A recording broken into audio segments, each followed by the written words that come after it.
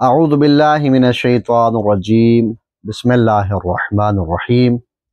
اللہم صلی علی محمد وعلی محمد۔ 1001 داستان علی میں سے آج آپ کی خدمت میں 12ویں داستان عرض کرنے جا رہے ہیں۔ حضرت فاطمہ بنت اسد جو مادر بزرگوار ہیں امیر المومنین مولا مشکل کشا علی ابن ابی طالب علیہ السلام کی، اور چچی جان ہیں رسول خدا خاتم النبیین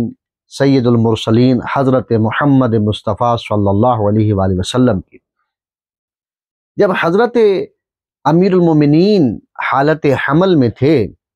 تو روایات میں لکھا ہے کہ جب بھی اللہ کے رسول تشریف لاتے تو حضرت فاطمہ بنت اسد کھڑی ہو جاتی تھیں، اور اللہ کے رسول صلی اللہ علیہ وآلہ وسلم پوچھتے تھے کہ اے چچی جان، آپ جب بھی میں آتا ہوں کھڑی ہو جاتی ہیں، اور جس جانب میں جاتا ہوں آپ جو ہے وہ چہرہ انور اسی جانب کر لیتی ہیں۔ تو حضرت فاطمہ بنت اسد مادر بزرگوار امیر المؤمنین مولا علی علیہ السلام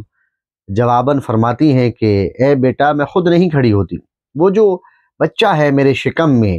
وہ احترام کے اندر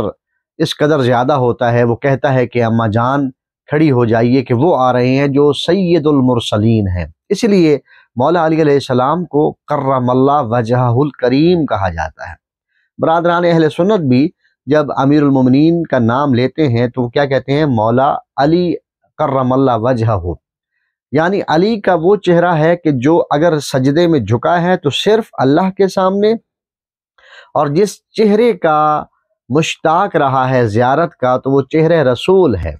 چاہے وہ حالت حمل ہو یا ظاہری دنیا کی زندگی ہو۔ علی اگر کسی چہرے کے دیدار کا مشتاق رہا تو اس چہرے انور کو محمد مصطفیٰ صلی اللہ علیہ وآلہ وسلم کا چہرہ کہا جاتا ہے۔ اس لیے باقی اصحاب کا جب نام لیا جاتا ہے تو رضی اللہ عنہ کہا جاتا ہے، لیکن مولا علی علیہ السلام کے جو چاہنے والے ہیں شیعیان علی، وہ آپ کا نام مولا علی علیہ السلام کہتے ہیں، لیکن جو دیگر مکاتب کے لوگ ہیں وہ آپ کو رضی اللہ نہیں کہتے، وہ کہتے ہیں